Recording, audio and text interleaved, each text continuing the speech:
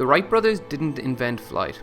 There were men before them, like Otto Lilienthal, that made their own revolutionary contributions to the development of flight. His book, Bird Flight as the Basis of Aviation, was beautifully illustrated with over 23 years of experiments and observations of bird flight. This book set the stage for his own flying machines and inspired the Wright brothers to create their own. Otto had figured out how to achieve lift, but he had no stable way of controlling his gliders. If a wind struck the glider, he would shift his center of gravity by throwing his legs in the direction the wind came from. This would correct the flight, provided he hadn't tipped too far already. In 1896, a powerful wind hit his glider, and he was unable to recover.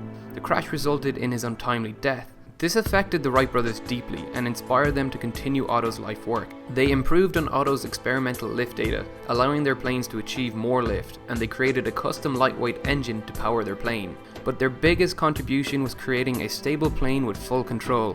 To have full control of an aircraft, we need to have control of rotation around the three principal X, Y, and Z axes. Rotation around the X axis is called roll, and the Wright brothers invented an ingenious wing warping mechanism to control it.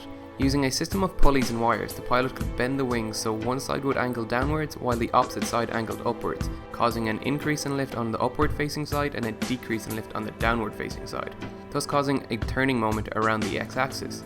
Rotation around the z-axis is called pitch, and it controls the elevation. The pilot could control the elevator with a lever to increase or decrease the angle of attack. This would increase or decrease the lift and again cause a turning moment around the z-axis.